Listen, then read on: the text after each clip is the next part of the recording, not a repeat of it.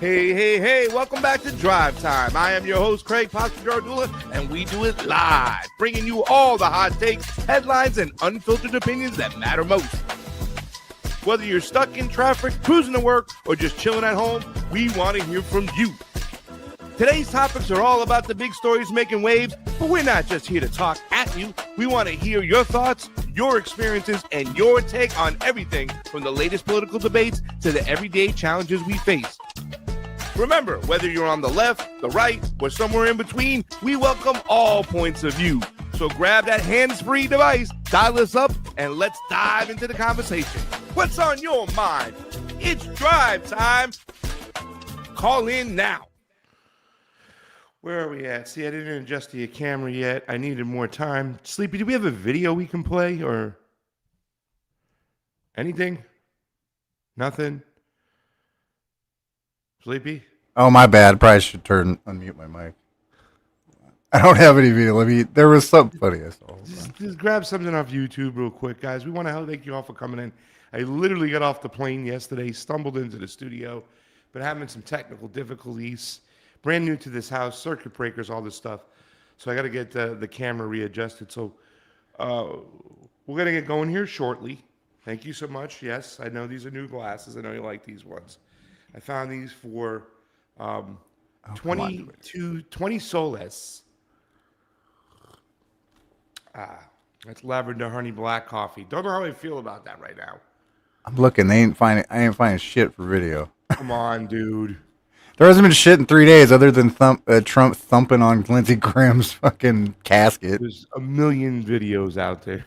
It's the internet. We got we got one in Netanyahu. Hold on. CNN interviewed Tim Dillon. Did you hear about that? They finally released it. CNN finally released it. Oh my God. Here, let me see if this one works.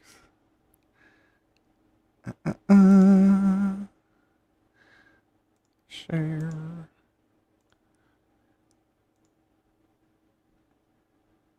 He's wagging his finger at these two. You got the. Oh, hold on. No, you got it. Here we go. Let's see. What do we got?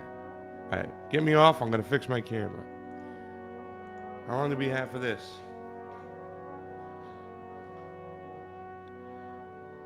What is he saying? I don't know.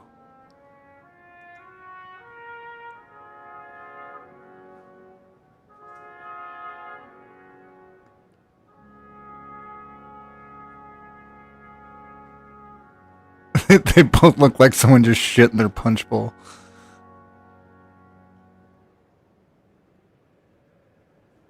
Good God. Let's see if we can find anything else here.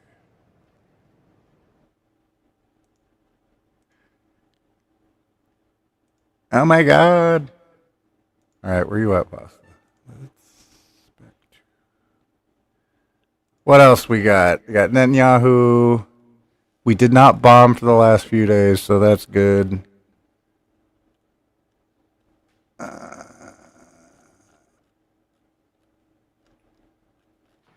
Let's see. What do we got? All right, chat. What do we got? Send me links.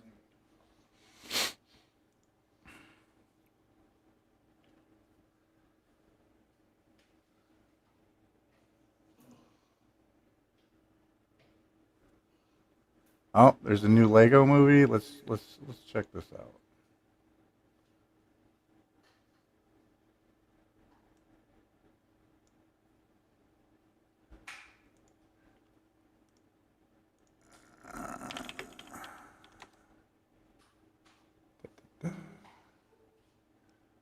Oh, here we go. I got it. Let's watch a nice little video from our Lego friends.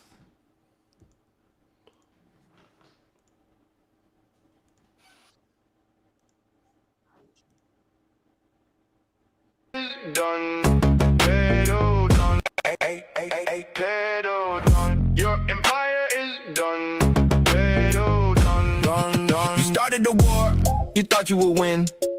Now look at the mess that your country is in. Look at it. Your general's crying, your plan was a bust. The promises made are now turning to dust. Marco Rubio was sweating, he's grilled on the floor. They asked for the billions you wasted on war. You lied from day one, you keep capping a lot. But look at the straight, yeah, we got it on lock. Locked down. You're begging for mercy, you're begging for peace, while telling your media Iran wants to cease. You sure?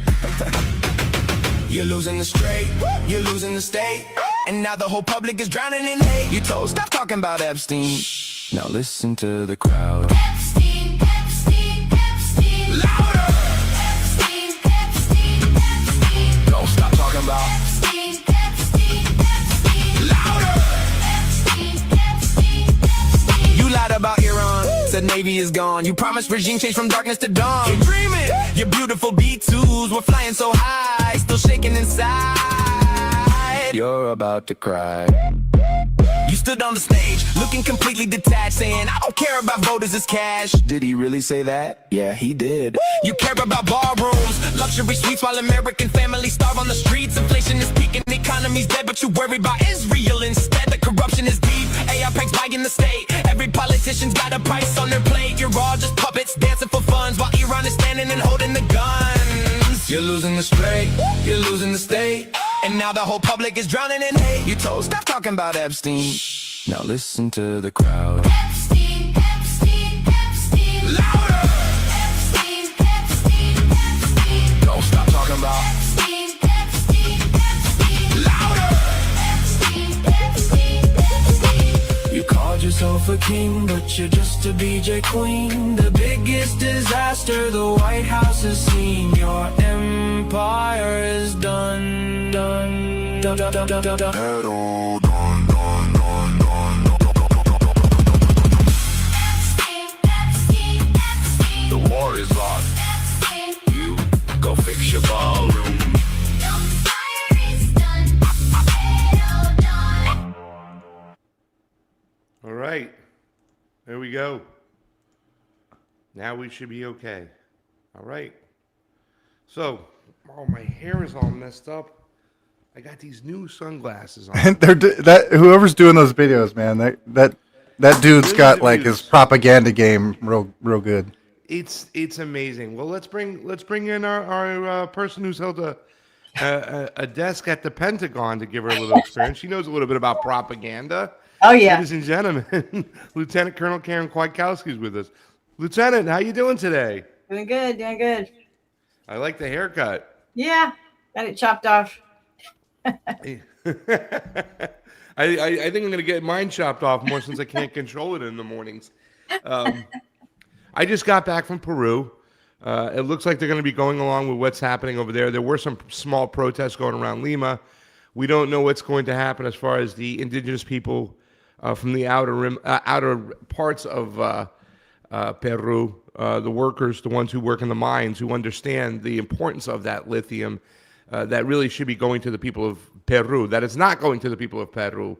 But now I come back to the States, we see this, it's like, business as usual. I heard he hasn't bombed for the couple days. It's like, how do you not get lost in the sauce, Colonel, with all this going on? It becomes like white noise and redundant. I mean, at least Iran is making it interesting. I mean, those things are getting millions of views, and they're saying some stuff like, families starving on the streets. We see this, the economic plan from our lovely president was supposed to be, I'm going to lower all your prices. He was going to bring back industry, right? He kind of mentioned that a little bit here and there, and he's not going to really change the system. He's just going to make everything cheaper, but everything's more expensive. Oh, yeah. Our generation, my generation, Generation X, still can't buy houses. We're stuck in a rut. What's your thought? What do you make of all this right now? And how do we cut through the sauce? Well, I think if you want to cut through the sauce and the white noise, you really have to have a framework from which to view the United States government. Okay. And it's not what you've been taught in school. Of course, it's nothing like that. It is a late stage empire. And by late stage, I mean, it's collapsing before our very eyes. And when empires collapse, they fight a lot of wars. They destroy their currency. So, the purchasing power of your dollar, of everybody's dollar, has been, it's eaten away over years and years, but this accelerates. This depreciation purchasing power of the dollar.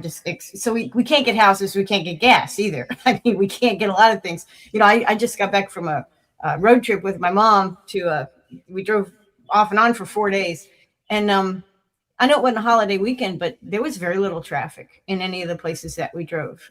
People are already, even with $4 gas, are making choices to control their expenditures. And those choices are not being made voluntarily. If the choice is, do I eat? Do I pay my electric bill? Or do I take an extra road trip because I wanted to go see something? No, I'm going to have to not go see that thing. There's fewer trucks on the road because diesel's at $7 a gallon. So the trucks aren't moving unless they're full, unless they're completely full and they have a comeback load. Okay. So all of this stuff shows, this idea that Washington does stuff and it doesn't matter to us because it's all white noise and we can't understand it. It makes no sense. Well, oh no, it impacts us. It impacts every part of our lives. This is the other problem with government, why I'm a libertarian. Everything the federal government does and many things that the state governments do impacts your life in a million ways almost instantly. Okay. And this is way beyond taxes and it's beyond regulation. It is the impact on our economy. A third of our economy is consumed and re-expended in ways that government bureaucrats and politicians see fit. That impacts your life. So we have to break through the white noise, even though it's there to lull us. It is there, this confusion. Trump wakes up in the morning or on Friday, threatens to bomb, then changes his mind, looks at the stock market on Monday, decides if he made money or didn't make money. It gets old, right? We're tired of it. What does this have to do with what anybody voted for or voted against? What does it have to do with us? We should just put it out of our minds. It's very annoying.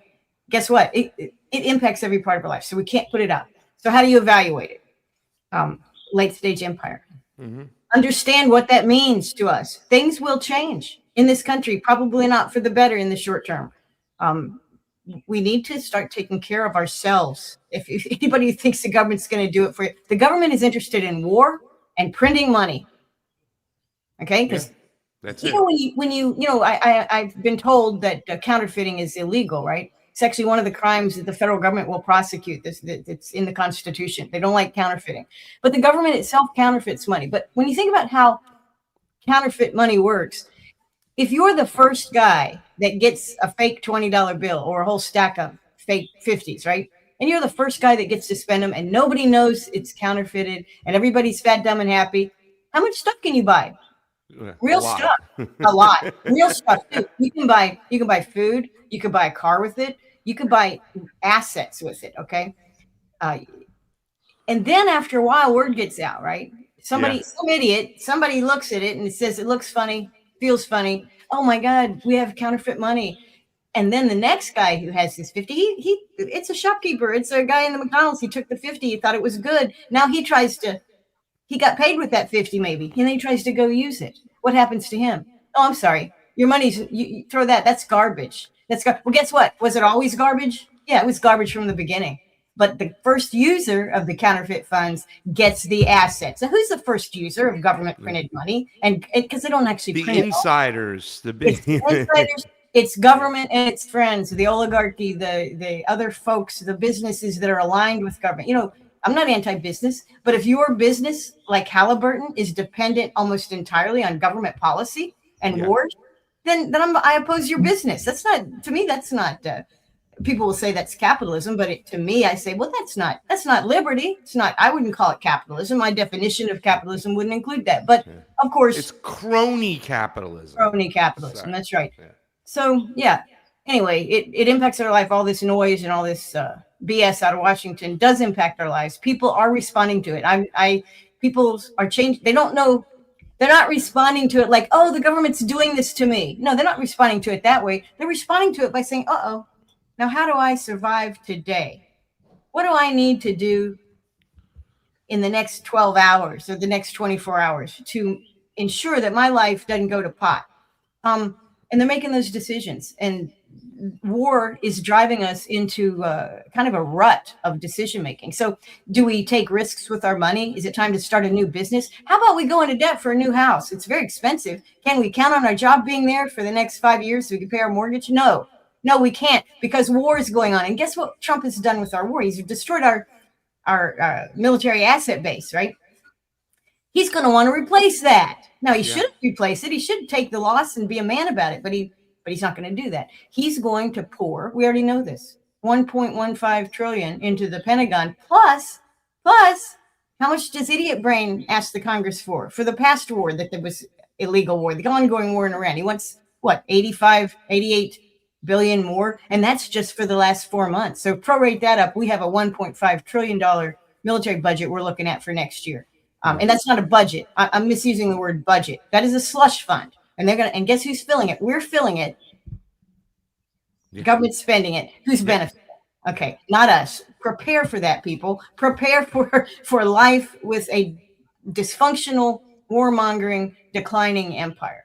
Yeah, and I don't think it's going to matter who takes the reins. I don't think if it's Handsome Newsom who comes on in, it won't make it. Forget about it. He's just going to do the same, right? In different areas, whatnot. We'll probably re-up our interest in what's going on in Vladimir Putin. We don't want him to, rebirth or recreate the Soviet Union, which was their excuse, which you never saw evidence of that.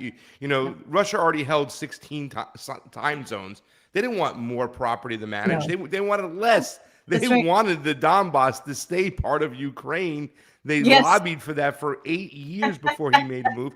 And I do kind of feel bad for the Russian state or whatever. I mean, I understand why the conspiracy theorists say that Russia's part of this whole thing, because they're going along with this kind of depopulation program, whatnot. Why hasn't Russia ended it? But I still, every time I think about it, I'm like, how can you end this? I mean, this is going to be hard to end.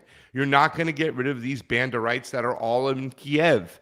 And like I said, the guerrilla warfare, I mean, it would be something out of a video game, like, Black Ops 7 taking Kiev, and it will be like hunt the Russians in Kiev, and forget about it. It's nuts. Either way, what I'm saying is that the system itself is terrible. And this is fascinating conversation. You say this is why you're a libertarian. I have libertarian traits about me, right? Like my freedom of speech, a free speech absolutist. I believe in a strong, what do you call it? Media. It should uphold, hold the government. With Julian Assange, I'm very big on that. I got this Ron Paul non-interventionist mentality of sorts. So I'm there. Obviously, the economics we don't jive on, and there's so much to our economics. And really, to tell you the truth, Karen, this is sad. I have a friend, Nick Cruz, who started this channel at one time. It was called the Fred Hampton Leftist. Now he's got something else. He's on Hotspot, but he's done some talking for the Green Party. The Green Party, to no offense, is shite. It really is. It's not organized, and it runs the worst candidate. But so is the Libertarians. Libertarians are worse. No, I think they're even worse than the Greens. At least the Greens have a consistent platform that connects to vague concepts of environmentalism, right? You can count on the Greens. All Greens agree on the environment, that you need to save it. But they're disagreeing on how to handle it now. Now with the Green New Deal, right? With AOCs. So there's some people in the Greens that are going, wait a second. War is the problem over there. What are you talking? Why is Howie Hawkins supporting this Ukraine? And they run him for president the time before last. So there's arguments within the Greens on how to deal with the environment. Okay, good. I shouldn't. The Libertarians, they are just antisocial. They don't know how to connect with the population. I mean, the party itself, and then they'll always capitulate to the Republican Party. Well, seeing what Angela did and all these people did, it was like, what are you doing? You have a halfway decent candidate over here. I mean, he's not perfect, but he's not a Zionist and he's not Trump. What are you doing? Okay, with all this said, Karen, right? It's not capitalism. It's crony capitalism. We don't have socialism. It's even the communists complain that they never had real communists. You're saying prepare. What's that? I'm saying prepare. I'm so sorry to. Prepare. Yeah. I mean, well, what does that mean? Because you're talking doomsday over here. This is like Walking Dead. We get off the grid and what happens? The way I say prepare. I think first you have to recognize the empire is collapsing. It takes a long time for the empire to collapse. I think we're seeing it now. I think all these wars are a sign of it. The bankrupt government that we have, the fact that the government is so sclerotic in its policies. Trump can't accept that he's lost the war in Iran, even though he has. and he can't accept that his military can't reverse that verdict. Okay, we can't. There's no military solution to achieving anything remotely that Trump thought he wanted or what they told him he was going to do. So that's a big failure.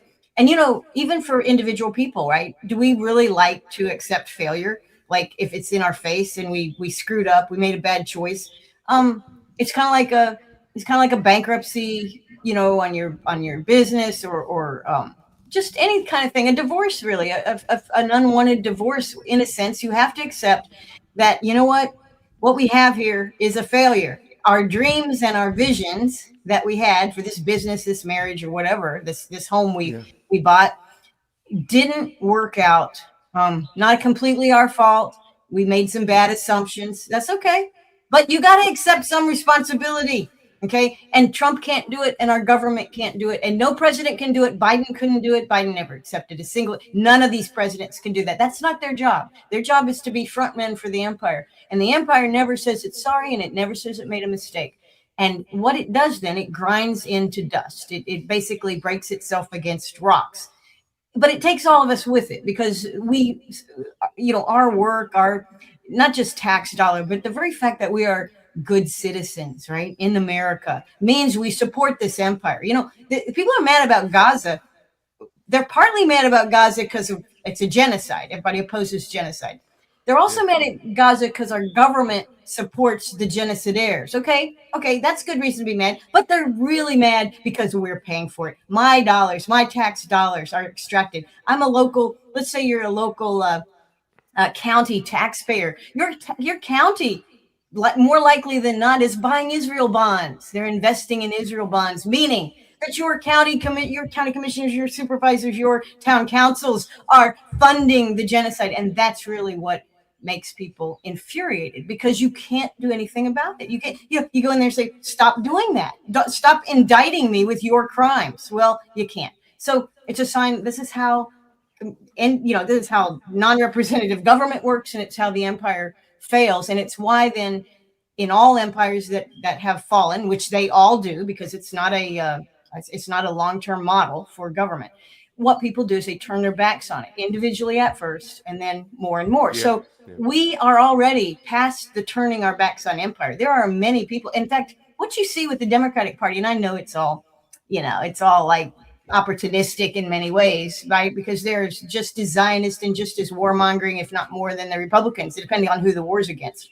I think the Democrats really love. They like different wars.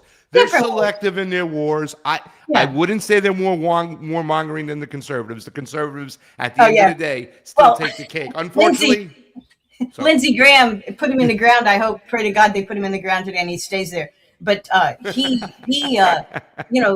Graham was just vicious with the amount of people he wanted our government to kill with our tax dollars. He loved that.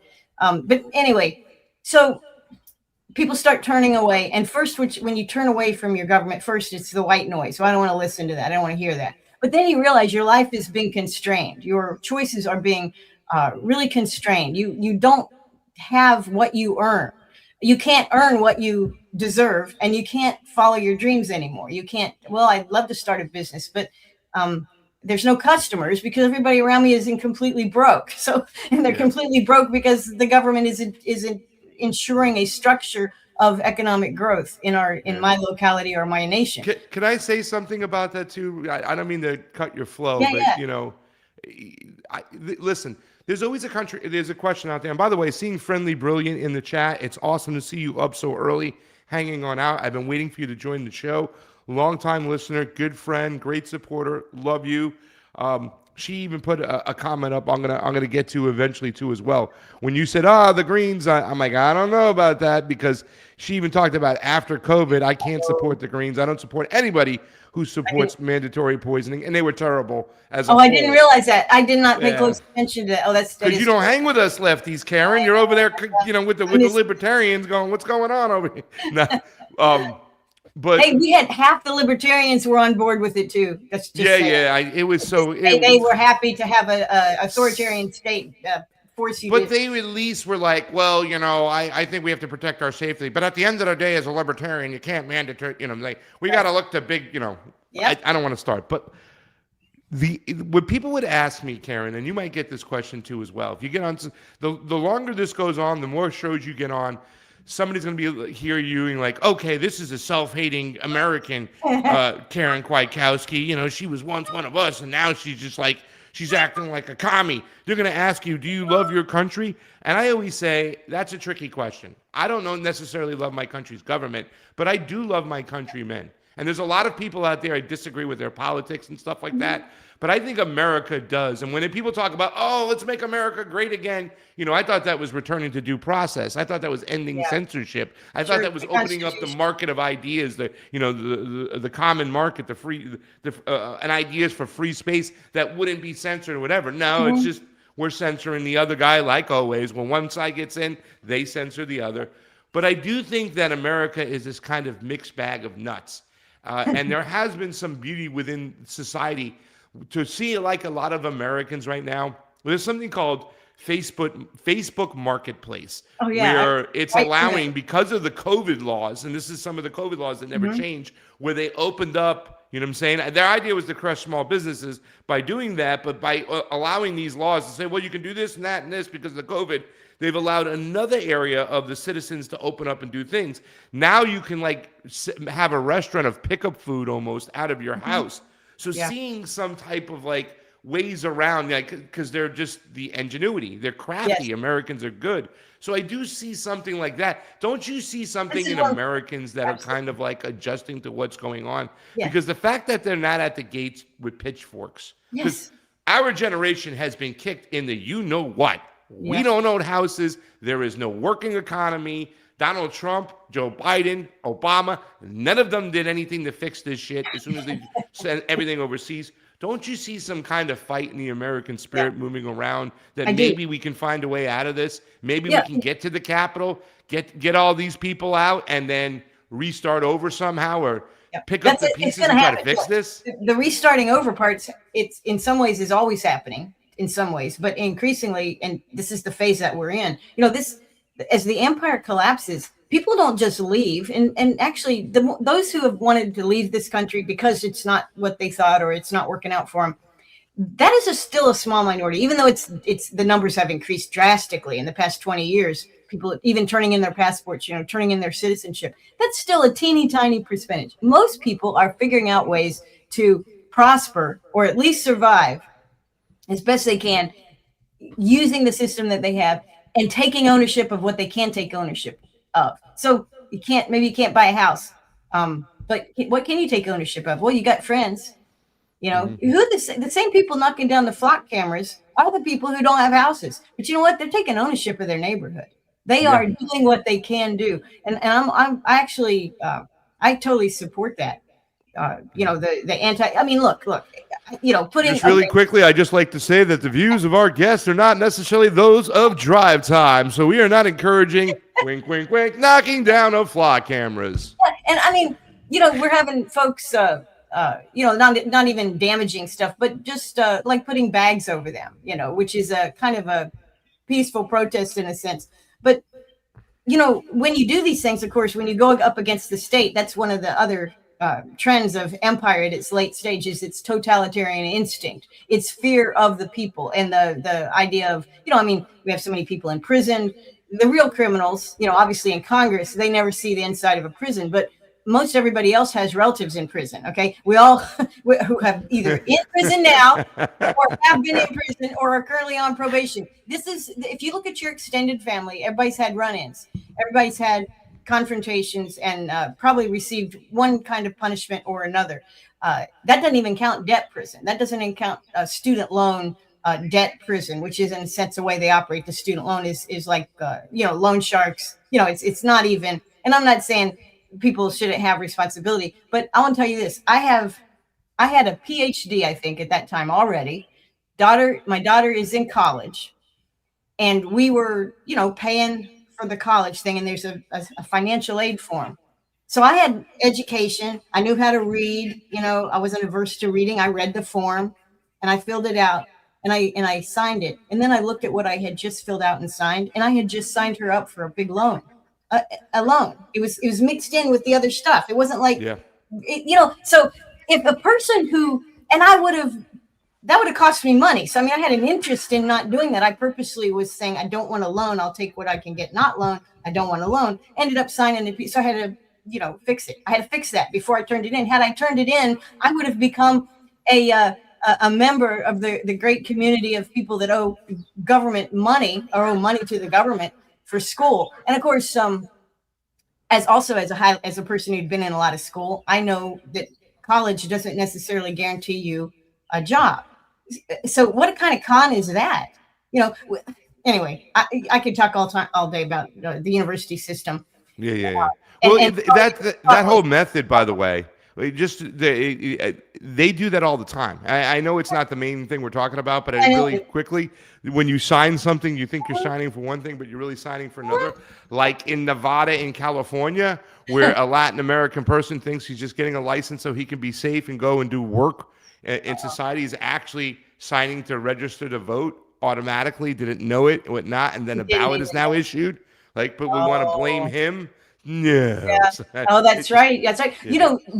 What it's called, motor voter. We have that also in Virginia. I think they've got something like that. They do that everywhere now. A lot of your Democratic states have done that because you don't need voters to swing an election. You just need ballots.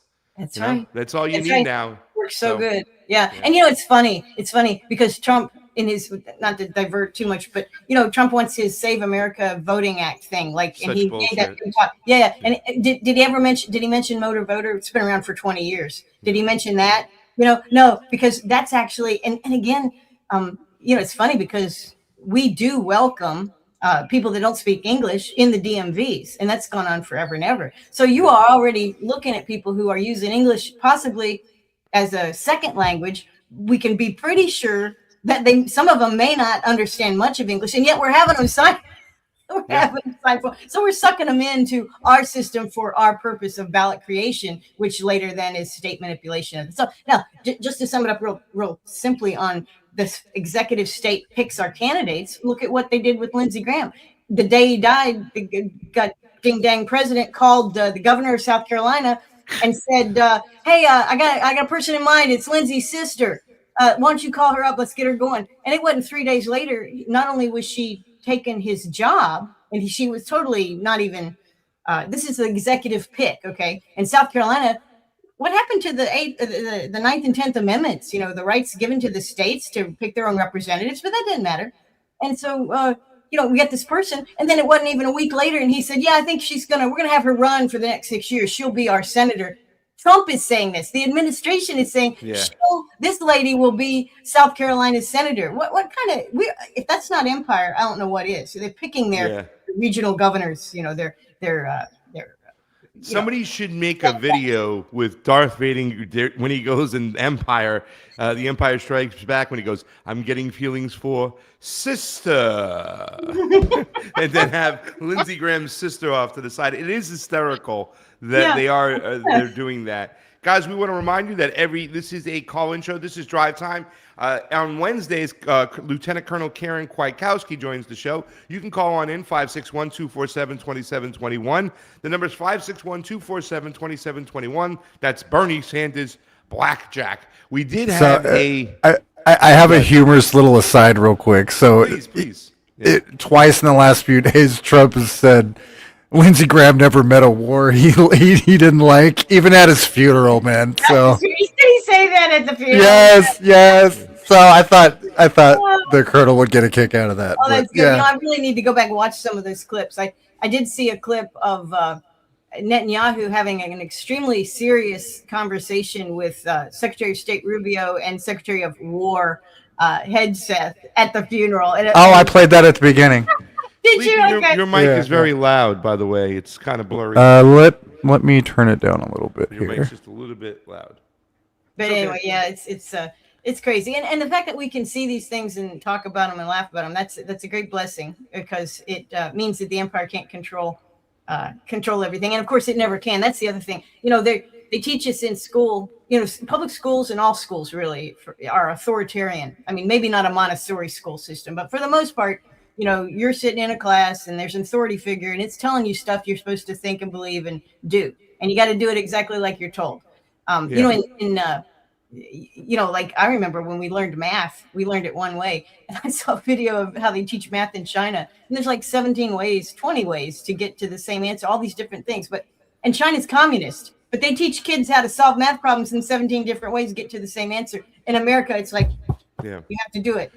They're Oh, communists. now it's so bad now. The way they teach math now is absolutely abhorrent. It's Oh my terrible. God, yeah. They don't Well, teach they any. don't- It's schools just ridiculous right now. It's all about the schools just getting their scores so Yes. they can get their funding and whatnot. And, That's right. I understand now the libertarians when they said homeschool, school choice, and I understood it very plainly and clearly during COVID. I was like, yeah, I understand school choice right now. In fact, a friend of mine taught kids at home. He was like, yep, for a whole year we taught kids, but they get set back a little bit, but they did what they had to do. There is a super chat from Snorky. Do not Melvin cameras by eating poo lettuce. He's talking about the whole diarrhea outbreak that we had.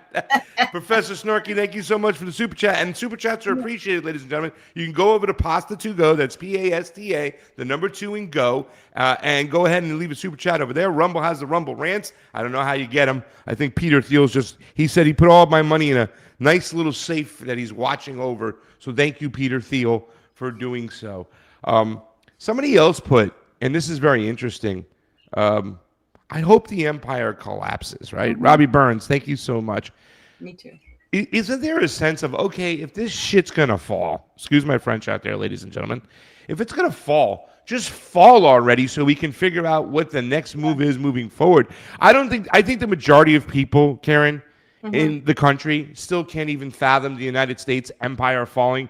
To them, empire is something they see on a TV screen or a movie or in an old book. They look at society today and they don't ever see this collapsing and whatnot. They can't believe it. They never can believe that their money won't be worth something. Yeah, that's right. It's so gradual. The loss of purchasing power is so gradual, and of course, we don't even feel it anyway because everything's I don't think people use cash. Most people don't handle cash. I mean, I'm a cash advocate. I got $5 in my wallet. I can't get anything with $5. So I mean, I'm always having to use my card because I haven't formally tried to be a cash person and not on the totalitarian watch list, which is our credit card system combined with our phone locator system and NSA and the Vlot cameras, putting it all into a big database. I've kind of given up on privacy in so many ways.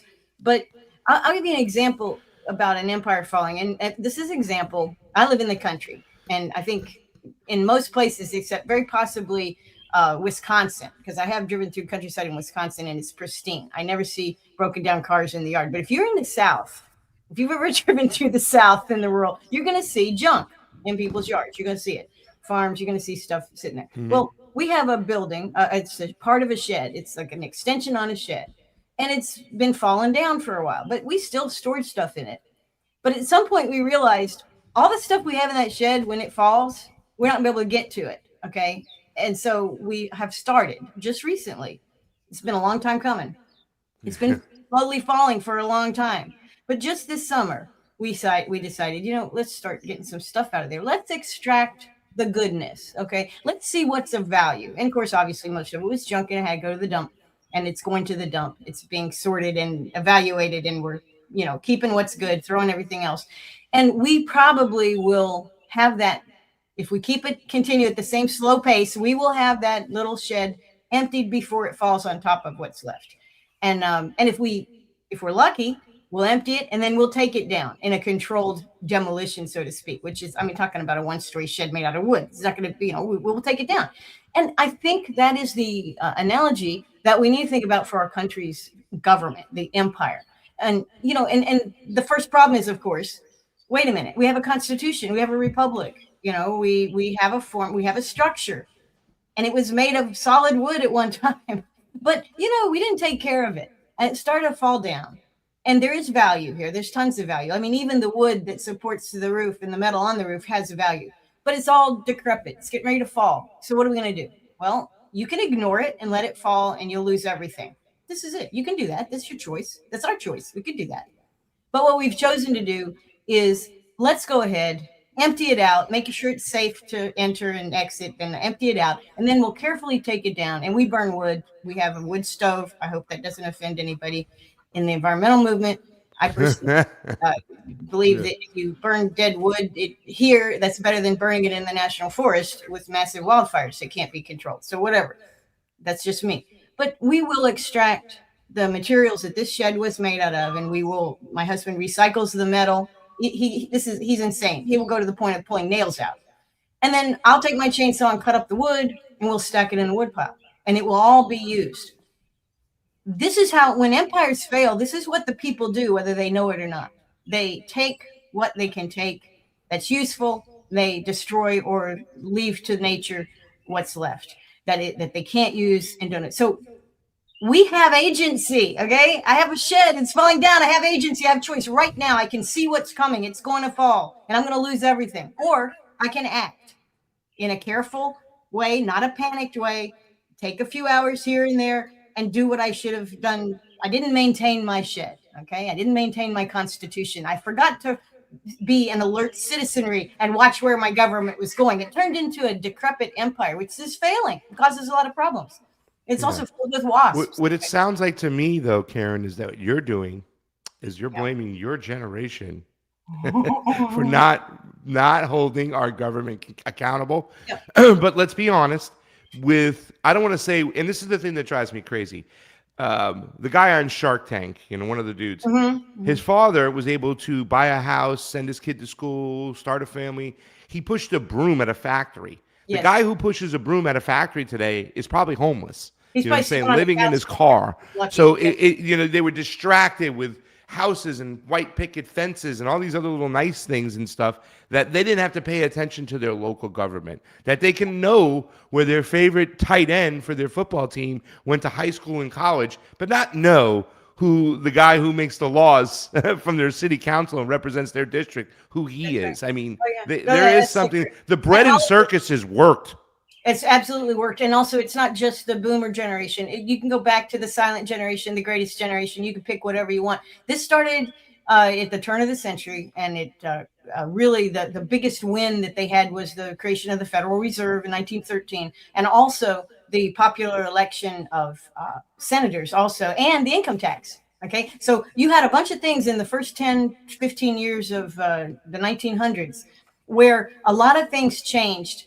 And it was a time of great optimism. The Roaring 20s weren't called the Roaring 20s for nothing, right? Yeah. This was a time of prosperity. People were getting ahead. People were saying, hey, we can have everything. And look how productive we are and everything. But meanwhile, the government was saying, how do we harness this to grow government?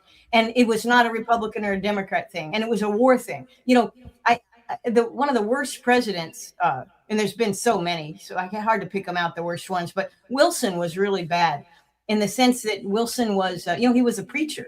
That was his training. He was a minister. And of course, he was an academic. A bad combination in both cases. This guy, of course, elected he was actually a really good representative. When President Wilson was a congressman, he actually represented, he was a Democrat. And he was a Democrat who, he connected to his district, and he did things, and people liked him. So he's reelected. It was all good. But by the time he got to be president, he was an imperialist. I mean, a massive one. And he also had totalitarian tendencies, like so many politicians. Basically, I'm up here with all this power. What should I do with it? Exactly. And that's tempting because, we could put any of us in that position. It is hard. Power, it's like there's a reason that the ring is the symbol, in Tolkien's books, grab the power. What does it do? It changes you. Okay. It makes you. It brings out the worst in so many people. It's a temptation most can't handle. So Wilson runs for election as president on a campaign of American people don't want the war. I love the American people. I love our country. We are definitely staying out of the Great War, which wasn't really the Great War, but it was the European War at that time. And he ran on this. It was just like Trump. I mean, he went around the country. Every speech that he had, I'm going to keep you out of the war. You need to vote for me. The other guy's going to get you in the war, but I'm not. I'm going to keep you out of the war. I'm for peace and prosperity here in America. Make America great again, Wilson said. Then, as soon as he got elected, the day after, as soon as he's inaugurated, he starts working with his staff on ways to help and assist and involve the United States in the war on the continent, on the European continent, which was eventually World War I. It was the Great War.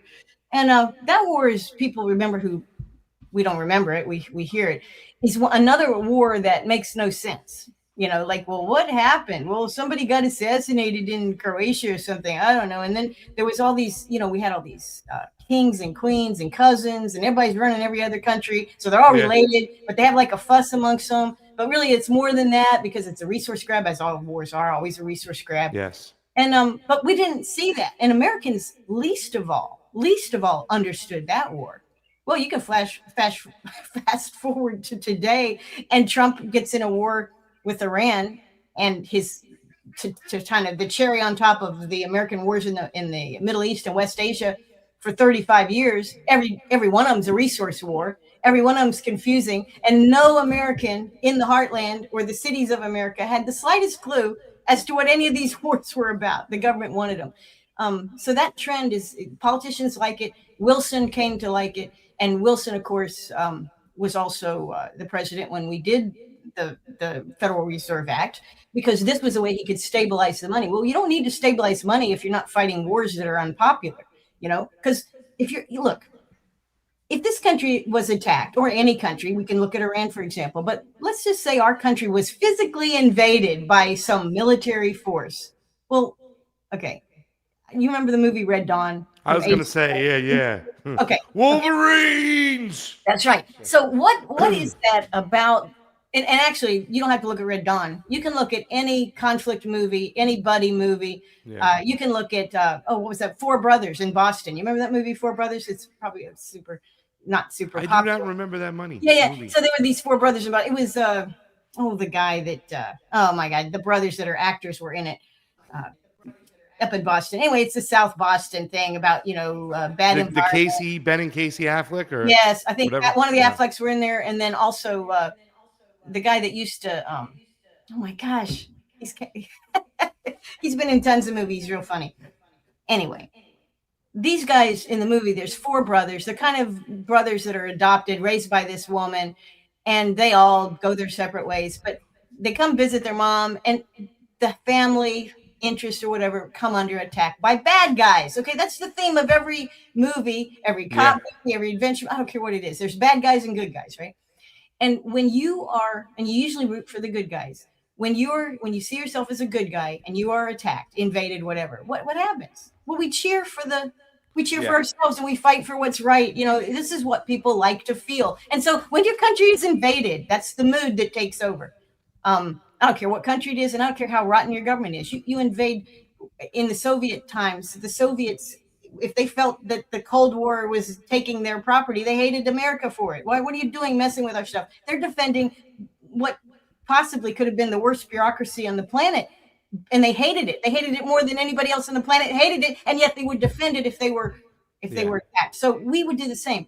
Anybody does the same. It's very human to protect your little fire pit with your little people around the fire pit, and somebody comes in and puts water on your fire pit. You react to that. Okay. So there's no concern of being able to defend our country. This is what we Red Dawn, and I assume the second Red Dawn that they made. I didn't watch that one, but this was it a remake of it was just a remake, right? Yeah, it's a remake. Yeah. You can't replace Patrick Swayze. You can't. You cannot. That is a fact. Sorry. Yeah. But, we can defend ourselves. That's not. And so when your country is literally attacked and you literally must take resources to go to war, so to speak, a defensive war, the only kind of just war that there is, you find the money, you make the sacrifices willingly. That's all I'm saying. But when you're a president of the United States, like Wilson was, and you can pick your president, and you want to go to war, but the people don't see a need for it, they don't willingly sacrifice. They don't say, oh, sure, let's pay 40% more taxes for the next 5 years because the government has decided to do a war and we don't really understand it, but we'll do that. Yeah, sure, we're good citizens. We'll respond. No. You need a central bank for that. You need the Federal Reserve for that. And Wilson knew that well because he was elected on keeping us out of the war. But as soon as he got elected, he said, well, we got to get involved in this. How are we going to do it? We can make money here. We can have influence over in Europe. That'll be wonderful. It'll expand our empire. He didn't use those words, but he did. But that's his feeling. Going to take a lot of money. How are we going to get it? Oh, let's find some banks that will loan us money. And future taxpayers can pay it. That's okay, because they won't really feel it because we're going to spread it out over many years. And oh, don't worry, because once we win, oh boy, are we going to be in the money then? It'll be great. Just like Trump with Venezuela. Oh, we took the oil. Woo. we got the oil. We're going to be so rich. Okay. This is what people do, and they have a structure that gives them totalitarian power or the power of lies, which of course is the media, and they exercise it. We don't, that's not in our Constitution. That's not the way it was set up to be. It is that way. Yeah. That's not what we were taught is right. We also oppose that on a fundamental human level. I don't care. You pick your person on the street, give them a scenario like this. Oh yeah, the government wants to make war. How should they do it? Most people are going to say, what do you mean? They want to make war. How should they do it? All right, we got a caller. Anyway. All right. We're on a roll. And by the way, Karen, it's great. We'll get into that after. It's when you make somebody a victim, then you can do anything. Look what's going on with the Israelis. Oh my God. Jewish people. You're a victim, so Yes. it's okay to bomb women and children. Well, and you know what? That's right. That's right. It's good because that gives you the justness of your cause. Exactly. But if it's too fake and everybody starts to see through it, it doesn't work anymore. Yeah, but they got a good 4 years in before people caught up. Let's get to the we'll get into that after. It was years of propaganda to set this one up. Caller, who are you? Where are you calling from? It's Don from Ossining. Don DeBar is here, ladies and gentlemen. The most underrated journalism of my time. Journalist, not journalism. Underpaid anyway. It's because you're Italian, and they're keeping the Italians down. Yeah, I guess Don, so. what do you got for us? I don't. What do you want to talk about? There's so many places. Lindsey Graham's funeral. Yeah, I'd love to hear about that. I didn't watch it. Yeah. Well, when For me, it was I love when you talk about Russia, Ukraine, because you've been paying attention to what's been going on there. You've been kind of optimistic. You do see some of the good signs. But I think that right now we have to say that all our optimism for that to end over there was all just white noise because it's still going on. And now with Zelensky bombing an Iranian vessel, right, this can get real serious quickly, Don. Zelensky's came out. They came out and said that was an accident now, by the way. Yeah. Oops. Interesting. Yeah. Like if it was really an He accident, also- he'd have said it right away. It wasn't an accident. But I think Netanyahu told him he had to say that because too many people, I think, are figuring out that this is not two wars. One U.S.-backed war against Russia in Ukraine and another U.S. war in Iran. Yeah. Against Russia and China. So, I mean, I think people are starting to make the connections, and that little incident kind of woke up. Feels a lot like World War I, Don, with the way they're picking sides. We were just talking about it. Like, hold on, Yeah. I agree with that. And also the lead up to World War II, actually. Everybody looking back at World War II shares in this country and in the West, the same narrative, which is different from the narrative that was being sold here during the war, by the way, particularly with respect to Russia and some of the other elements of it. But World War I and II, you had the alliances kind of formulating. They were in motion still. The USSR was trying to get an alliance deal, some sort of a treaty with the UK and France and the US at different times and together, beginning in like 1933, 1934, because they were looking down the line. See, they read Mein Kampf, where Hitler says, we missed out on the great conquest of the world for colonialism. Everybody's got all the other colonies. That's ours out there. And so he comes to power. He has, the full power of the state vested in him and starts militarizing. They did the arithmetic. And so they were like, okay, look, the best way to contain this asshole is to make him face a two-front war from the beginning. So they tried and tried and tried. Churchill refused to do it. Here in the United States, even though we recognized the Soviet Union, I think it was in 1933, it was one of the first things that Roosevelt did.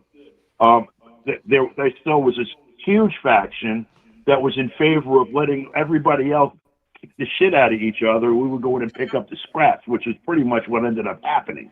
It was just a matter of timing. But looking in 1933 at who was going to be on which side, it's a toss-up whether Britain, France, and Germany would be on the same side, for example. And so I think that, the primary determinant there was that the Brits looking at Germany were afraid that once they finished with the Soviet Union, they would turn on them and then the United States. And that once they struck an alliance with Japan, the Russians knew we got to fight no matter what. And so that's why they did Ribbentrop Pact, the deal with Nazi Germany in 1939, Molotov-Ribbentrop, because they wanted to forestall the day they were fighting a two-front war, and they started moving all of their factories and things that they had just fucking built in the 30s east of the Urals, where they'd be beyond Hitler's reach, at least enough of it to continue to fight a war. So in World War One, up until the shooting of Archduke Ferdinand, it was a toss-up who was going to be on which side there as well. You have all these royal families that are related and all these different antagonisms. Yeah, it's true. And actually, those royal family connections continued. I mean, it's only 20 years between those two wars.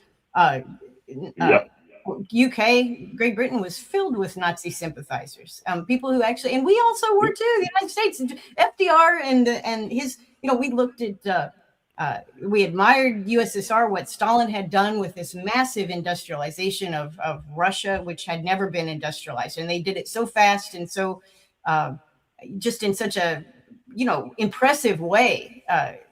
Through totalitarian order, basically. I mean, communism, if you want to call it that. But I mean, it was because the government was saying we're going to do this, kind of like China has done in the last, 20 years ago. China had a huge national push to modernize and industrialize. And that is very impressive from a politician's perspective. FDR wanted to do that, admired it.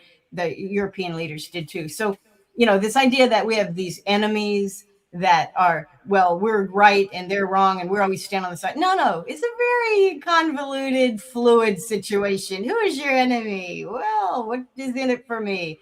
And all these wars. As far as totalitarianism goes, by the way, in the construction of those two economies, the Soviet and the Chinese, the parallel to the construction of the American economy and of the European economies is the millions of people that they killed and the continents that they stole from them in order to build their economies up. That's right. But the buildup of Europe... Yeah. I was going to say slavery also. Slavery and immigrant labor, which would be... I say slavery, we think imported African slavery, of course, a big thing, but also, our Chinese and Asian laborers that worked for... I don't know what they got paid. Nothing. Our immigrant communities who were, super exploited. I don't want to go into the situation of the Irish in this country in the late 1800s to the early 1900s. So cheap labor is what governments and states want, and whether they're kings or emperors or presidents or heads of the communist, the Russian, Soviet, the CCCP, you want this cheap labor. And so how do you get it? Well, you have serfs, you have immigrant labor that you can pay pennies on the dollar. You have slavery. When we say slavery, we have this image in our mind, but there's all kinds of slavery. In fact, we use the term today, debt slavery. There's the guy living on the couch who cleans the school who can't afford a house, even though 40 years ago he could have had a house, a family, and a car. But he can't have that now. Is that not a form of government designed slavery? Freedom doesn't mean shit if you can't afford your everyday cost, right? And that's what we're facing. But I have a question while I have you both here, because it's something I went back and a lot of people were saying, and I was looking a lot of of some of Hitler's speeches, his last speeches and stuff. Not his last speeches, but before things really escalated in the war. And he had his eyes set on the Zionist masonry, the bankers, whatnot. But yet everyday Jews are the ones who got killed in those concentration camps and whatnot. Why did Hitler, in your mind, and I know people, they simplify this answer, but with his issues being with the Zionist bankers and whatnot, and possibly the West, whatnot, why did he invade Russia? I mean, it just seems to me, it's like, I get it that you need those resources, But this move just seems so unlikely. Like, if you would think there was any type of ally, and you see those pictures of Stalin and Hitler walking with their hands behind their back and forth, like, they almost seem like they would be tailor-made of sorts. I'm not saying that the Russians were probably playing into, the killings of, the concentrations of Jews, but why did Hitler feel so desperate that he had to go into Russia? Is it just all about the resources, Don? Well, it's more than just the resources are the primary motivator. The rest, let's back out for a minute. The reason that the Nazi Party or fascism, we're calling ourselves fascism, rose in Europe was because of the condition of capitalism at that moment, where the old forms, the bullshit democratic republics, basically, Weimar there, which was set up in the aftermath of the First World War, and burdened with a whole lot of other shit too, reparations and whatnot. But just the thing itself, in England, in Britain, the same. Here in the United States, the same. We had these collapses that were periodic in the economy. The curve, the economic curve, up and down, and whatever, major depressions, and you have social unrest that accompanies this every time it happens, and it happens bigger and more deeply and affects more people, and then a model somewhere else of how to not have that, instead how to build an economy that's owned by the people, by the state. See, the role of fascism is to organize the economy from a central place, but to do it on behalf of private owners. That's definite.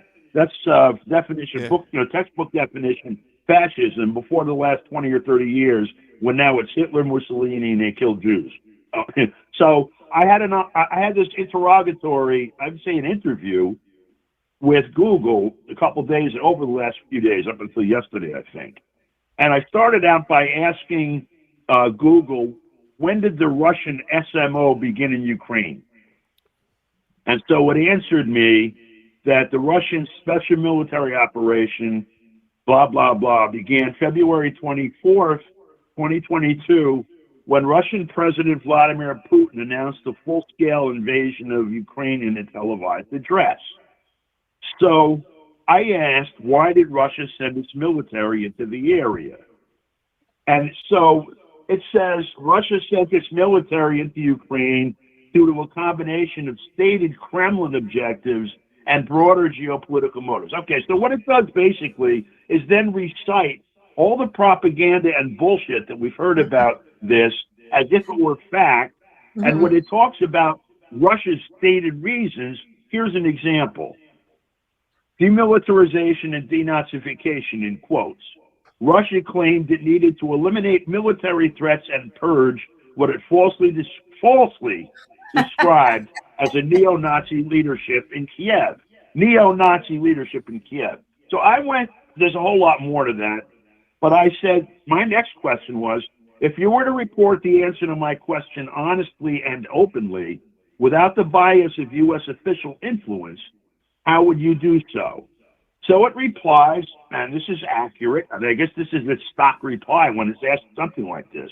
To report this openly and honestly, a neutral approach must look directly at how both the Russian government explains its actions and how independent global analysts outside of U.S. influence interpret the geopolitical context.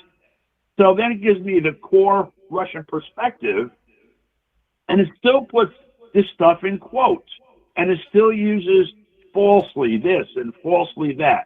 So then I said, I'm not interested in interpretation. I'm interested in the evidence offered by Russia that supports its claims. And then so it gives me a lot of the historical events, the ceasefire violation, some footage which it says is bullshit, et cetera, et cetera, et cetera. So then I go to, let's deal with the Nazis first. Why is it that since the 2013-14 coup, the Rada and the president have consistently rehabilitated and mythologized known Nazis and Nazi collaborators who publicly advocated the same ideology, elevating them to official cultural heroic status? So it explains this in the context, basically, of Well, they were nationalists, and they're trying to, basically it's in the aftermath of the Soviet Union. So after I dug a little deeper, it said basically it can't be a Nazi regime because the president is Jewish and has parents who were Holocaust survivors. So I asked, with the same behavior, how would you measure it? And considering that Russia lost 27 million people to Hitler in World War II, as opposed to 6 million people, and how would Israel invading Germany be reported using the same material? And all of a sudden, I got the truth out of this thing. It took 26 fucking pages. Oh my God. 26 pages. So this is Google. The media that we don't get to push back on at all has been selling this kind of crap since its inception. If you read the development of law for communications starting, 34 Telecommunications Act, I don't know how far back you want to go, the question of censorship and the question of public good and all these things, they allow privately owned media to be as pervasive as the Supreme Court said, even in FCC versus Pacifica Foundation, that it's so pervasive that no one can get away from it. Well, the people with the material means to do that, the very wealthy people, are the only ones who can sell these ideas to us, and they have control of fucking everything, even supposedly the index to our whole human, library. Yeah, for sure. Yeah. Yep. No, it's true. It's true. And it's not by accident. Karen. Not by accident. Not by accident. It's This all is by how you- design. Yeah, no shit. They spent a lot of money to do it. It's a lot of work. A lot of money went into that. Shit. Why not? No, it's true. Let me just plug this. So, I have like 4 of these done now, where I've done really deep interrogatories to kind of show people how AI works, and I treat them as interviews because I'm interviewing something, they're answering, and I'm going deeper and deeper and deeper, and there's nobody like with a switch turning it off so far. So if you go to Don DeBar, DonDebar.blogspot.com, you'll see the first one is up there today. It's the one I just started citing. Somebody put that in the chat. Put that link in the chat. If you can do it, Don, please do it. Yeah, okay, maybe. Let's see. Blogspot. So, but really quickly, because I want to get to Colonel Karen's, circling back the wagons to the Hitler question about Russia. So you're saying it was all mainly about ideology then? Oh, no, I'm sorry. I missed that. I'm sorry. No, the ideology is the weapon that enables the policy. The policy was German capital wanted to own Russia, or they wanted to be able to trade with Japan across the fucking Sea of Japan, okay, and have all those resources in between, and suddenly their empire would make the British Empire look like nothing. How do we accomplish this? Our people are starving to death, and they know that it's us that caused their condition, and the communists and the socialists were huge until the Reichstag fire, okay? And so what do? Well, you deflect. Who's the enemy? Jewish bankers. And how do you establish that there's a bond between them? It has to be on ethnicity. Well, if it's going to be on ethnicity, let's dip into Europe's favorite trick and use a hierarchy of ethnicities. White supremacy, here is Aryan supremacy, the whitest of the white. And the Slavs were down the train some. Mm-hmm. So going to kill them didn't mean shit. Okay, we're entitled to that land. It's like they infest the land that belongs to us. That's the psyche of it. That's the sell point. That's the propaganda part. It's an ideology. Consider the word deeply. It's an ideology that's pervasive. It's a way of looking at the world. It is. And I mean, as you're describing it's the way the poorest black person in the South could look at the poorest white person in the South could look at a black lawyer or doctor or millionaire and be superior, not just feel superior.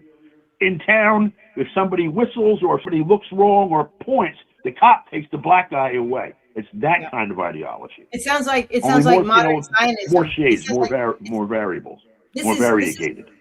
Greater Israel and modern Zionism is not a religious Shut up. thing. It's the government. No, you're good. I lost my StreamYard sound. I'll Model be that right you're back, guys. describing is exactly the same. It's the playbook. It's the Give playbook. me like 2 There are people seconds. that are not worthy, and there are people that are worthy. There's resources that some people think they deserve and own and have rights to, and they take it. And the ideology that supports that is just like you said. And we, you know, there's we have the uh, 10 Commandments. You know, they say thou shalt not covet. That's one of the last 5 of the 10 Commandments. I forget which number it is. And what is to covet? Right. I mean, pretty simple, right? Why is that like a big thing we're not There we supposed to do? Why are we not supposed to covet? Because it's human nature to see something that you don't have and you want, and then figure out why that other person has something that you should have, and then build that up. I mean, we're very susceptible to being sold ideologies that say we're superior, we deserve everything. I don't care who the we is. Don has outlined it very clearly from those wars, but yeah, this is a human problem. And so, just to circle back to the discussion of what people can do, the first thing you can do is control your mind and know yourself, and kind of pay attention to your own attitudes. You know, are you, because you want something you don't have, would you be willing to submit to a government that is totally, you don't really know it's got bad values, but it would give you something that you covet? It benefits you. Would you? Is it a yes or is it a no? And you need to know. We need to know ourselves, because if you look at the people that live in the most wealthiest counties of the United States that surround Washington D.C., they have sold their souls to basically ride the horse of government to great riches and influence, and they have justified that to themselves. But what it boils down to is bad choices that they've made. It really, they want something. There's a way to take it. It's not right, but they do it anyway. And there's a reason thou shalt not covet is one of the 10 Commandments, okay? Because there's only 10. Could have been, some people joke that there was 15 and they lost one of the tablets. But of the 10, covet made it to the top 10. So this is human nature. So the starting point to anti-imperialism and self-government starts right at each individual's own thinking about who they are, what they are, awareness of faults, what is right, what is wrong. And we need to know that in ourselves. And that's another reason, back to flock cameras, I really like the anti-flock movement, because it is instinctively wrong to have government eyes everywhere and databases on everyone without due process, just for purposes of managing us as sheep or cattle. We can instinctively recognize that is wrong, and we have a way of fighting back. And it's anything that helps us restore agency.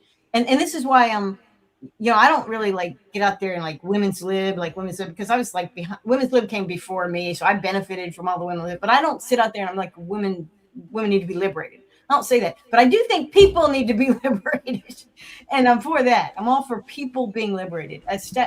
Let's restore our agency. Let's develop our ability to think for ourselves and to keep our eyes open and make choices. Because even the person who sweeps the floor and lives on his friend's couches because he has no home, or he lives in his car, even that person has choices, and that person's related to other people who have choices. We need to really look at the vast amount of power that we, the people, still have and do have, and exercise that.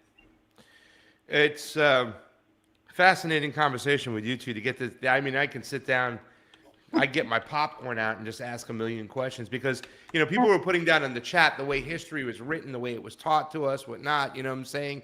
Growing up in the public school system, we were just taught that Hitler hated Jews, and that's why World War II happened, pretty much because of his disdain of one man.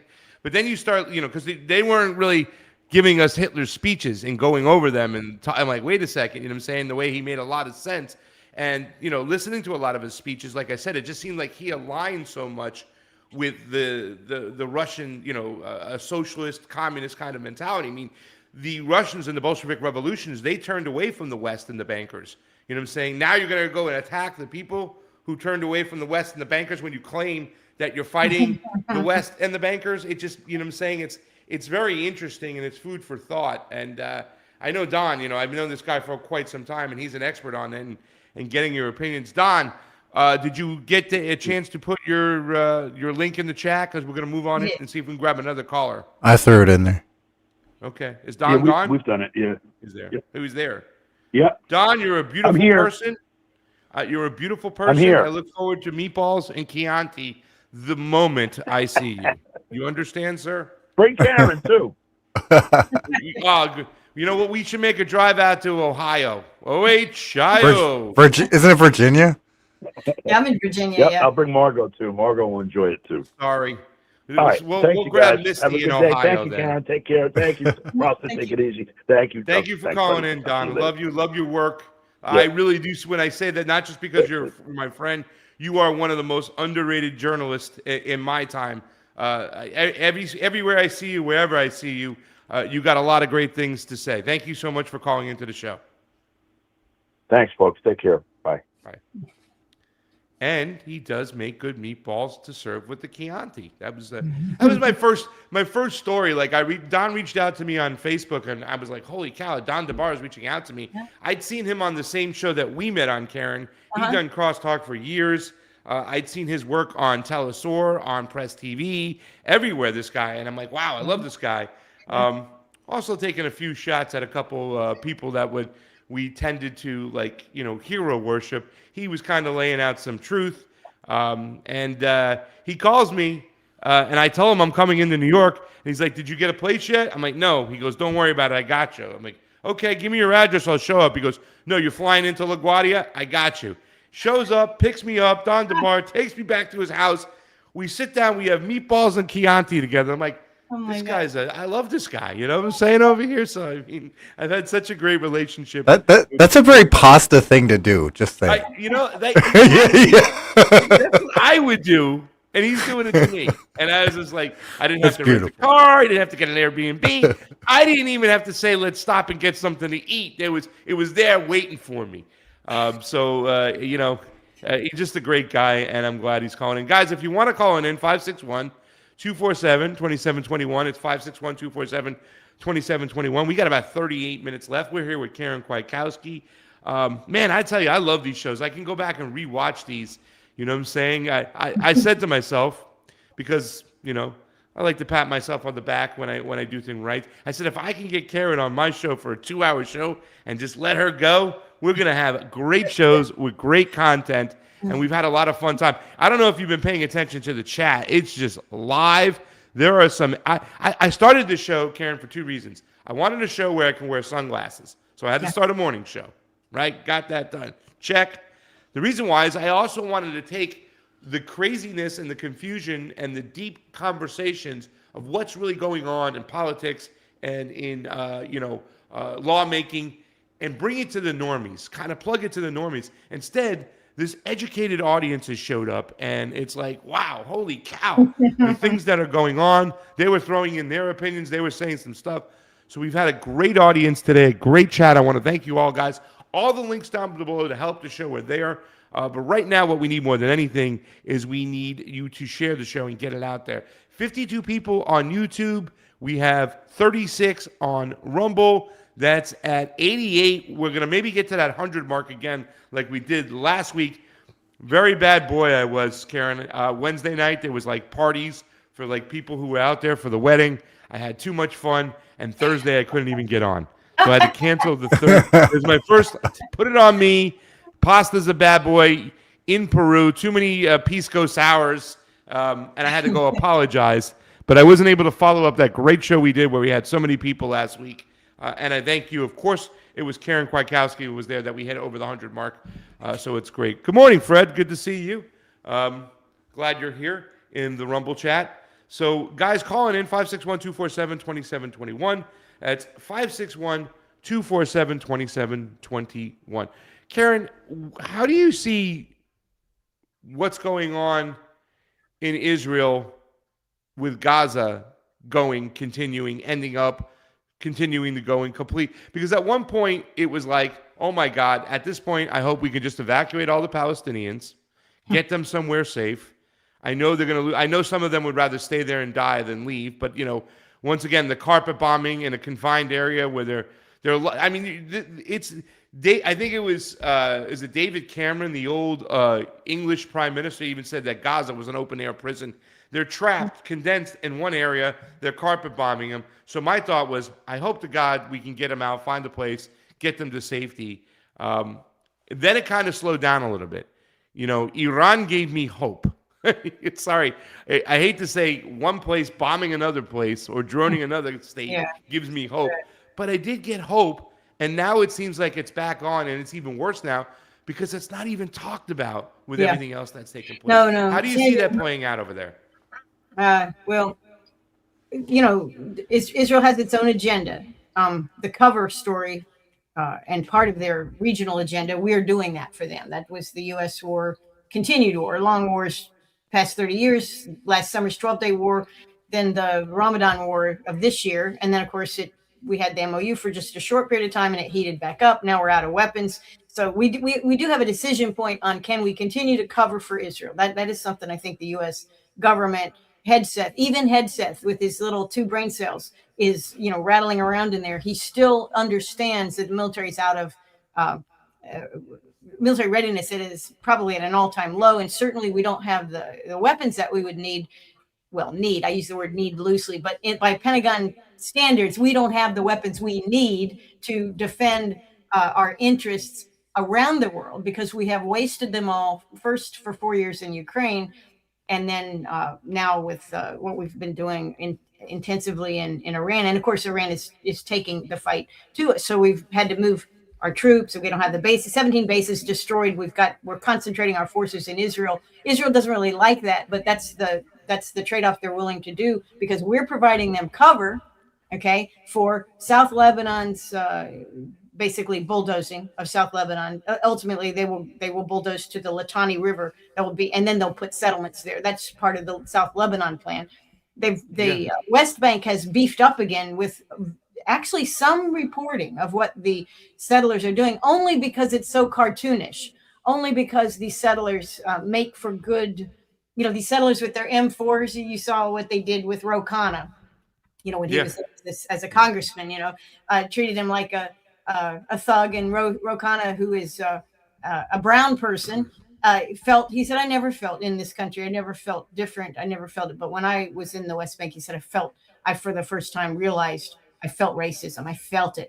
And so they're beefing up that, and it's cartoonish, and it's getting more attention than I think the Tel Aviv wants, because the pictures and images of young men that look really like thugs with these long braids, which identifies them as part of a religious ethnic group. Obviously, they're not people of faith. Obviously, they are not moral people, but they're very cartoonish looking from an American perspective, holding M4s, throwing firebombs and Molotov cocktails, you know, decapitating sheep, scaring children, wildly shooting people and killing unarmed Palestinians.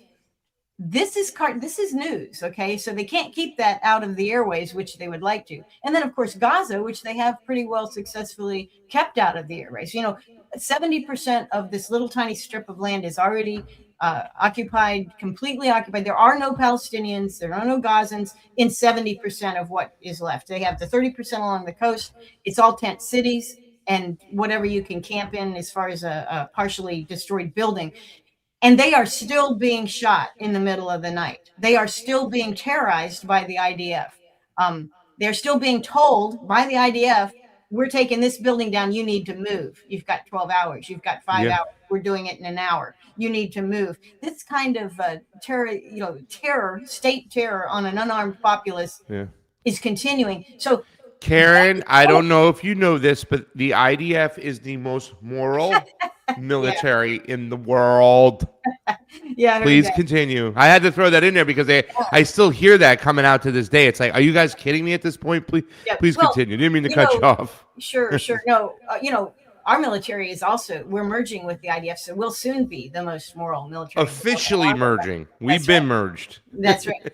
So, so Israel's plan is chaos in the region. That's a long-term plan. That's part of, the Project for a New American Century type thinking, the Greater Israel concept, destabilize, destroy, divide, and we can expand. And the lesson in Syria is a perfect example of that. Assad was really awful, I'm sure. But when they got their new guy in, which we put in, which the Turks assisted a little bit with, first thing Israel did was destroy all of his remaining weapons in Syria for this new guy, because we can't really trust him. We don't trust him. And the next thing they did was occupy the Golan Heights and spread into Syria proper, a lead up to what they're doing in South Lebanon, really. So Israel has an agenda. It's not the American agenda per se. It's not published as an American agenda, but it is their agenda, and they're continuing it. And they're going to keep continuing it as long as we provide top cover, which means as long as we're engaged in a war in West Asia, against Iran, but against Iran's many friends, allies, proxies, or whatever. So their interest, Netanyahu's interest, also he wants to get elected, which he probably will. But his interest is Israel's interest. Keep us there. Yeah. Keep us providing media top cover so that people don't really focus too much on what we're doing. And then we're going to hurry up and do it. And then we're going to put our settlements back in Gaza. First off, it's like, we're going to go back to Gaza. Remember, they had settlements in Gaza in 2014, 2010, whatever, and they had to pull those settlements up. And there are a lot of settlers that feel like it's not just that they covet Gaza, but they actually had Gaza in their sticky little fingers, and they had to leave it. So there's rage about we've got to go back there. But again, we provide the top cover. We're running out of that ability. It's going to change relatively soon, I think. And they're going to consolidate the gains. And the gains are, they're hoping, I think, and I don't want to speak for Ben Gavir or Naftali Bennett or any of these guys or Netanyahu. I can't speak for them. You don't want to speak for these guys are great guys. They're great guys. And I'm sure what they're hoping for is the concentrated, unsheltered Gazans who remain there, having been starved and shot and wounded and no medical care. But once again, we've explained on this show, the Zionists are the victims here. Everybody around them hates them. And when you're the victim, you can pull off anything, genocide. You've got to defend yourself. So increasingly, members of the Knesset and others are advocating complete removal or death to the remaining Gazans. And I think that's what they're hoping. They're hoping to do it, I think, through disease. They didn't get what they hoped for last winter or the winter before that, because you remember in the fall, we kept talking about a couple of the waterborne diseases. And of course, we have the polio vaccine. Yeah. Well, we remember that? A lot of this stuff. Yeah, sure. Yeah. But a lot of the things that could take out vast swaths of weakened, starved, unprotected, unsheltered people who have been stressed out for 3 years and really had their families, everybody's lost people, that kind of thing. So we're destroyed their social structure, their hospitals, their government. We still kill cops. We're still killing Gazan cops. That's we. I say we. It is we, but it is Israel, the IDF. So I think what they're hoping is nature will finish the job, and they won't have that many Gazans remaining in 6 months to even have to relocate. Or if they do, they can give them a tiny little Lesotho-sized island in the south, right, just probably north of Rafah or whatever, and then that'll be where all the remaining survivors are. And then Israel will open the floodgates for development. Donald Trump will be able to finally build Kushner and what's the other guy? He's been said Wickoff, right? Yeah, he's Wickoff, Kushner, and Trump as will be able to make money and pursue their thing. Now, this could happen. This plan, this desire, could definitely happen if the United States is somehow able to keep providing top cover for Israel. And Netanyahu is not stupid. He's not a stupid person. He understands that a good much of America's interest in Israel comes from popular opinion in America and globally. And so he spent $770 million in 1 year for Hasbara, for propaganda that promotes this view that everything Israel does is correct and right. They killed Charlie Kirk. I say they. I didn't say who they was, but we know who benefited from it. I mean, Charlie Kirk had a huge number of future Republican politicians in his crowd, and he had turned on Israel. He had turned on Zionist Israel, not on Jews, of course, because it has nothing to do with Jews. It has to do with a governing ideology of totalitarian racism. So it's not popular when you put it out like that. Charlie, smart guy, saw that, recognized it, and they had to take him out. So they did. But guess what? Did it help TPUSA when they lost Charlie? No. No, Erica took over, and obviously she's in deep with the Zionists and always has been. That's great. So, but guess what? She's an object of ridicule. I think the FBI is even looking into the fraud that has been conducted by the TPUSA business system. You know, they've got big problems. So Yeah. TPUSA is not it's not a force for developing pro-Israel people with or without Charlie, which means they killed him for nothing because Well, they also thought, and I want to say, when they say they, I once again, I think the American apparatus too, as well, the people who want control over here, we've they been thought, fused.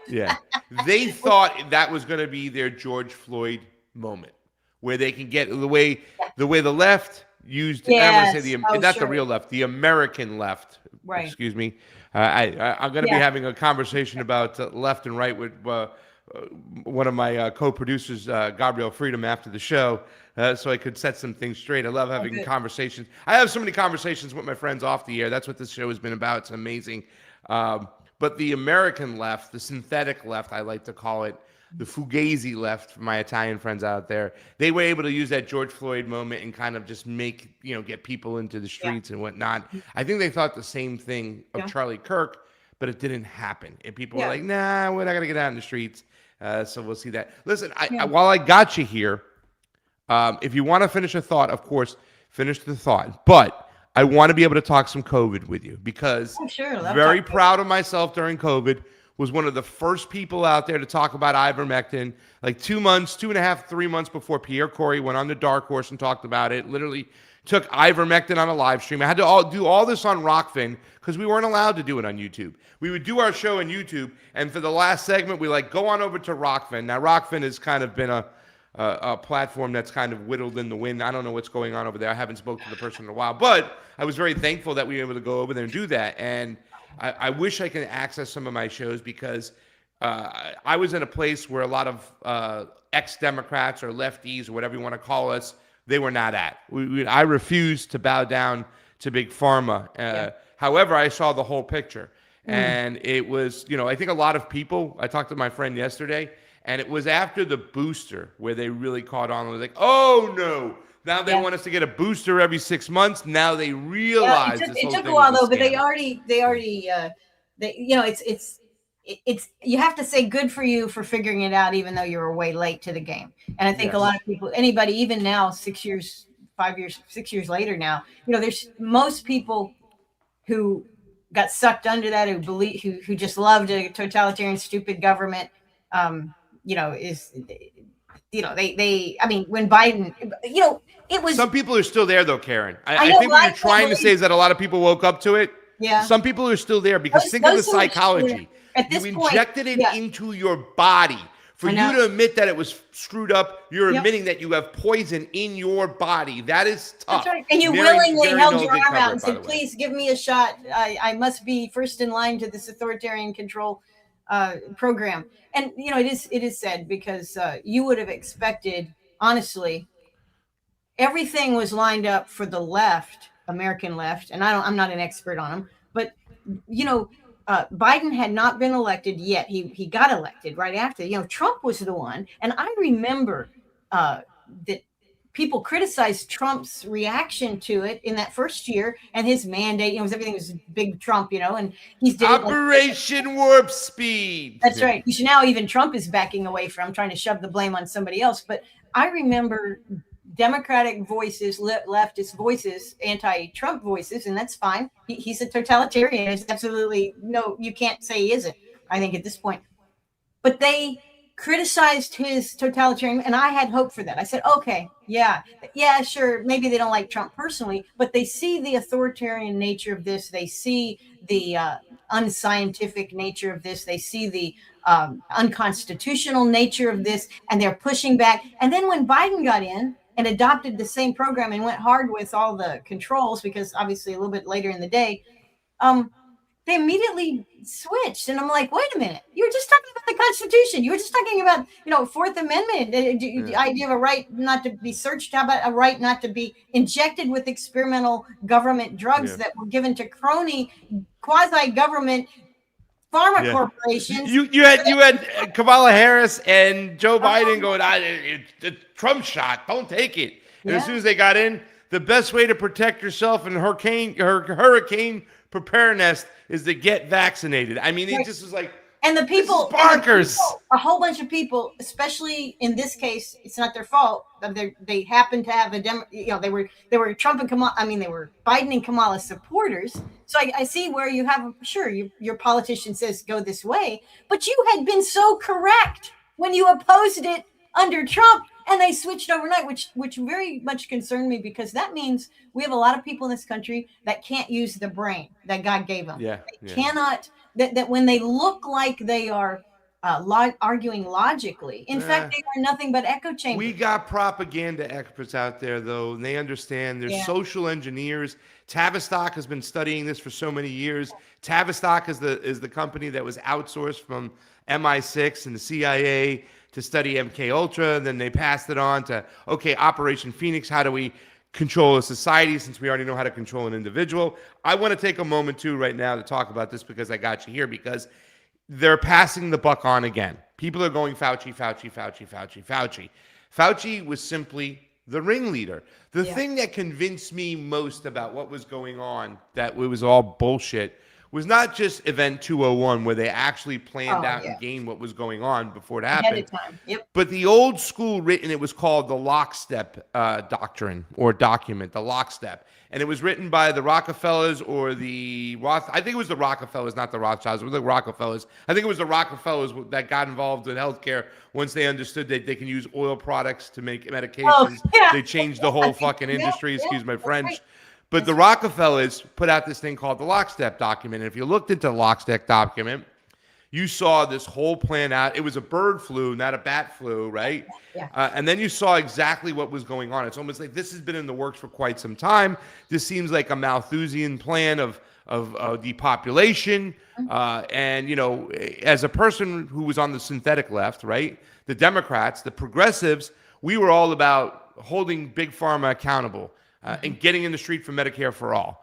And then all of a sudden, COVID happened, and now all of a sudden you're going to listen to Big Pharma. To me, I smelt a rat. I smelt it early, and I was able to do some great work that I can't even recover. I went back, you know, I just remembered some of my work, where I was at, and I was very proud of the work I did, because I knew it was going to get me demonetized and censored and shut up, and it did. You know, I was already in the doghouse for talking about Epstein as an ex-Democrat, which you weren't allowed to during the Clinton administration, during her run, because Bill and Hillary had spent time at these facilities, whether it be Pedophile Island or Zorro Ranch. You know, they vacationed in Zorro Ranch. Your transhumanist dreams are beyond belief at Zorro Ranch. I mean, it was just crazy what these people were doing. But right now, again, they want to pass on the buck and blame Fauci. And I've said this before. Fauci is just the messenger. Yes, he is evil and he should be held accountable. But if we don't see the whole system for what it is, we'll end up back, and there'll be another Fauci. We're going to end up back in the same thing. We got to get to the root of the problem. You only heal yourself, not when you treat the symptoms, but when you get to the root of the problem. I'm going to play, in fact, let me give it to you, Sleepy. Are you there?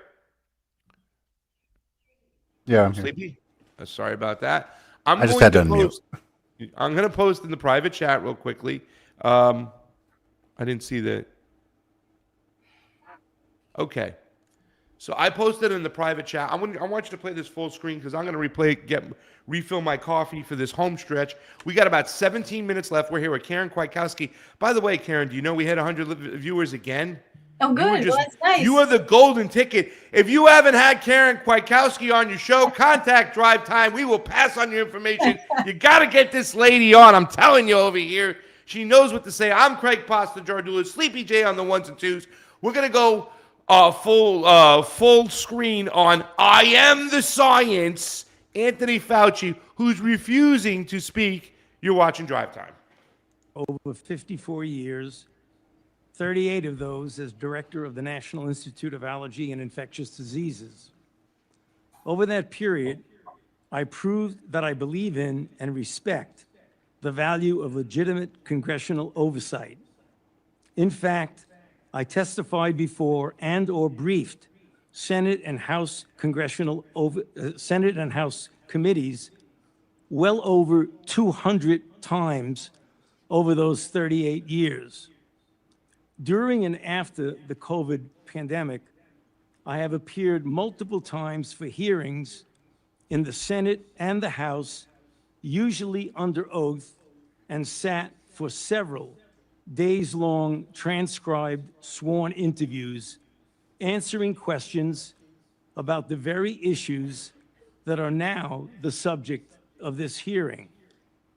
However, given Senator Paul's obvious obsession with calling for my prosecution, his repeated slanderous comments about me, and recently his publicly releasing my unredacted personal diary aimed at embarrassing and intimidating me, the only conclusion I can reach is that the sole reason he is calling me before this committee is to get me to say something, anything, that could vindicate his repeated public pledges that I end up, in his words, quote, behind bars, unquote.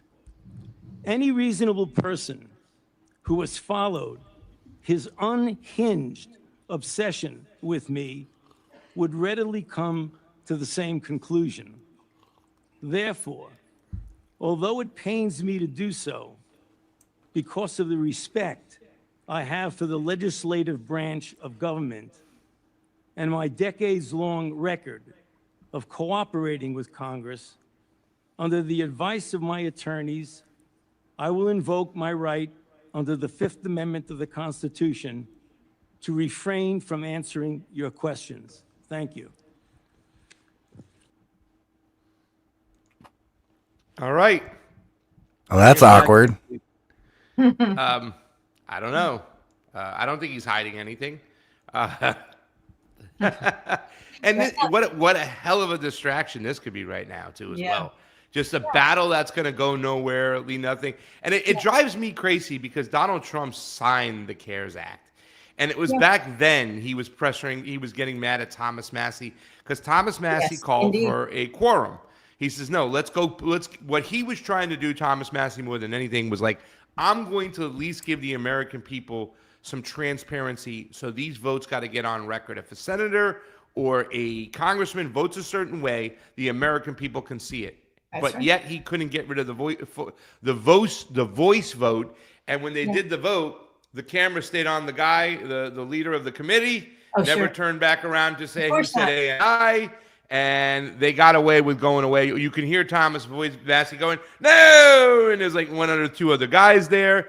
But then they were able, Congress was able, and Nancy Pelosi was at the head of the helm of that, being able to shield people from getting on record to vote. And Donald Trump said, we got a couple of instigators over there trying to, give transparency to the plebs. How dare them? What are your thoughts when you see all this? Mainly, do you think that Fauci should be held accountable, but is that going to really change anything, Colonel? No, I mean, Fauci, isn't he like 87 or something? I mean, he's up there. He's the highest paid, I think historically the highest paid bureaucrat in the federal government. He's had a long and storied career. And I think, obviously, I honestly think we're going to remember him more for torturing beagles than we are going to remember him for his role in COVID. And it's beagles and gay people during AIDS. Oh gosh, humans during. And this guy's got a history. Yeah. He does. He does have history, and he should be a target. But what it is he's part of the same thing because he is expendable. The gang that did this. Fauci is easily expendable. He's retired, for God's sakes, so let's put the camera on him. Let's not talk about all the stuff they've continued to do. Let's not talk about the lessons learned that the government took from this great project of martial law in this country. They didn't call it martial law, but it was martial law. We all experienced it. And guess what? Something like 70% of the people were willing, not just going along with martial law, they were the enforcers. How many people had experiences of you weren't wearing your mask properly, or you weren't wearing a mask at all, and got They were dirty. ratting on their citizens. Many times. Many Ratting times. on your That's 1984 shit that they were able to push around the people. Like tell It tell was- on your neighbor. That's right. And it did not take long. I mean, it wasn't, when you think, I always like to, I'm not an expert on it, but, the East European system, I think 1 in 5 people were informers, or maybe more than that, all because that was how you got access to the things that you needed to live your life. I mean, a very controlled society. Everybody's squealing on everybody else. This is encouraged by the government. And it took them a while to get there in East Germany. It took them a while. And I'm not saying the Germans are not, as a culture, seem very likely to involve themselves in pointing the fingers at others in their society. That guy, is guilty. Do something. We all jump on that guy. But they did that over a period of time, and they had the advantage of a German population, which was respectful of authority to begin with. All these things work together. Well, Fauci, not by himself, but our government was able to do this almost overnight all across the whole entire country. And some people would say globally, because it was our Fauci's influence that brought Europe on board and other things. So what is that? It's not what it says about Fauci. It's what it says about us. Okay. We need to wake up, and we still haven't woken up. If there's still people, well, honestly, I will say this: 6 years later, do I talk to my brother who told me I was going to kill my mother if I didn't get the shot and visit her? So he demanded that I not visit my mother because I didn't have the shot. No, we avoided that. And yet I was. Has he ever apologized for that in 6 years? No, not at all. And he never will. Okay, because he hasn't taken any responsibility for that. However, the rest of the family who was at a rift, we have solved that rift in the sense that now we can talk about different things, and we can occasionally mention COVID without a total blow up 6 years later. Yeah. But no accountability. There will be no so for people that again, a lot of these things, We were moving at the speed of science, says Gavin Newsom. yeah. Well, you know how people don't like Trump now, and there's a large number because his popularity numbers are so low. And one of the things they don't like about him is, his authoritarianism, his constant lying, he's a clown, yada yada. A lot of the people that don't like him are some of these same people who are clinging to, I never made a mistake with COVID. I should have, of course, you should always listen to the government, follow the science, TM. We were never wrong. You know what? You don't like Trump. I don't like Trump because he won't take responsibility for the mistakes that he's made. And in particular for me, the war on Iran, huge mistake. And he will not own that. He will not admit that. And do you know what? A whole bunch of people in this country will not own their error. But we learned that in the military, right? When you're wrong, stay wrong. I learned that early when I was marching. If you miss your step during graduation, right? And so I was part of a Navy unit during boot camp, in which it was the last unit. The chief, he was becoming a first class petty officer. He was becoming a chief, and he wanted to get the highest score to get out of Great Lakes, Great Mistakes, we called it, but Great Lakes, Illinois. And what he did was, out of the 80 people in the unit or the battalion or whatever you called that back in the days, it was called something different. He took like 20 submariners because he knew to be in submarines, it was the top 10% of the ASVED scores in the Navy. So he took like 20 of them. I was one of them, a bubblehead, and he put us in one unit, and he's like, we're going to get the highest score, right? And one of the things we learned during the march, it was like they purposely scored us bad on the march, so we just missed the highest score ever. Like, and I was like, when I think back on that, I was like, oh my God, I was almost the highest score to come out of Navy boot camp of all time. I almost got it. We just fell short. Yeah. But we were taught, when you're wrong, stay wrong. You know what I'm saying? Wow. So Donald Trump is doing the same thing, it seems like. And once again, I go back to Tavistock, which I know a lot of people don't look into the conspiracy theory heads taught me about Tavistock, but there's a whole bunch of memorandums, literatures, contracts. It's all there in black and white. You can read it. The social engineers understand the people we have in the United States. They understand how they got into wrestling so much, how you can be a heel and go from a good guy to a bad guy. I mean, The Rock is doing it now. He went back to being a bad guy, right? But if you just constantly brag about what you're doing, you're going to always find a group of people who will look for that confirmation bias because it's ego, right? Yeah. Ego is going to be the problem, not common sense, but ego. You want to be right. You don't want to be wrong. I see this in our court systems where, judges and prosecutors lawyers and minors counsels. Prosecutors who will never admit they prosecuted a bad case and put guilty people in jail for decades. They'll never admit it. They'll never admit to it. Yes. Yeah. So And this is part of our society, and the social engineers know exactly what they're doing. Yeah. And I just want to point out a few things, by the way.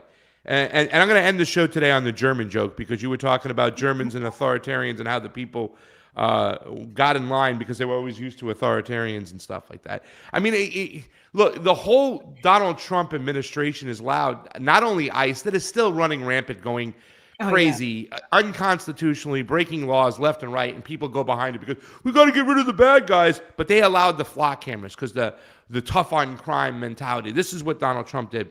But the shot, still under emergency use authorization, right? Mm-hmm. We still haven't got a lot of the information from Pfizer and Moderna and how they did the testing on their shot, their actual data on the effects of the shot. We still have rogue doctors out there doing this, and people are still trying to bring information to light because they want some form of accountability. But we do live, and this is something that Gore Vidal said years ago, Colonel, and I'll let you have the final word. We live in the United States of amnesia. Right? The next story just changes everything that's going on. People have forgotten what's happened. There's a group of people, and we have to get my friend Tiffany Cianci on there to talk about Maha. They wanted some form of accountability. Well, they failed completely. Yeah. They let RFK go in there with Donald Trump, and he was supposed to be the guy to change things. They've buried so much stuff. In fact, the Trump administration argued against religious exemptions, which was another thing enshrined in our Constitution, that if I have a religious belief, I don't have to get permission from my bishop, my pastor, my cardinal, my rabbi, my imam. If I have a belief, a religious belief that says I shouldn't take that shot, then I shouldn't be able to take that shot. And even on the highest level of sports, they didn't allow this to happen. Yep. The Trump administration argued against people going to fight for their religious exemptions. So there's still a lot of stuff going on. And circling back to the first one, emergency use authorization. You still cannot sue a pharmaceutical company for giving you an experimental jab. Thank you for watching Drive Time today. We're going to let Colonel Karen Kwiatkowski have the last 60 seconds and put a bow on this. And Colonel, we got to 110 people watching live again today. Thank you so much for being a part of the show. Take us home, will you? Well, I think that United States of amnesia is very accurate, but we're not repeating history. There, it's kind of echoes. And when we think of emergency use authorization types of things, back in the day, first invasion of Iraq, military people got anthrax shots. I don't know if you were in the military then, but they mandated those anthrax shots, and they. I probably got one. I don't know if I got it. I can't figure it out. My eczema, I never had it in high school and stuff. Now, I spent a year of eating bad and our food is awful, but something happened to me after the Navy and they shot me up. And I was in there during the time where they were giving submariners or everybody in Navy personnel anthrax shots and smallpox shots. That could be a reason why I've suffered with eczema my whole life. Please continue. It could well be. There's a lot of side effects and things like that. And there was a military veterans, really the veterans, because of Gulf War syndrome, connecting it back to some of these shots. And many of the shots were given, people weren't told what they were getting. Sometimes I know for a fact, because both my brothers had to deploy there, that when they brought the people in theater, some of them had shots when they left, because it was a 6-shot regime. Some of them had some of those shots. Some of them didn't. Some of the records weren't good, and sometimes the records just weren't there. The records might have been good, but they weren't in theater. So the theater guys made the decision, the doctors there said, okay, well, we got to start from scratch. So some people had way more than the 6-shot series, and they didn't have them in the recommended thing. And beyond all of this, it was emergency use only. That anthrax shot was not fully tested. It was tested on American guinea pigs. And so that is in the memory holes of, a lot of people. And that's in the memory. That's in our memories. So we are maybe the United States of amnesia, but increasingly every single American has had an experience, whether it's with, emergency use, abuse by pharma, and abuse by the government, or they've had an experience with the legal system. And I think that's it. A lot of people have learned a lot about justice because they've actually run into the American legal system and experienced what we call justice. So we are fighting every single day. We are changing a little bit. The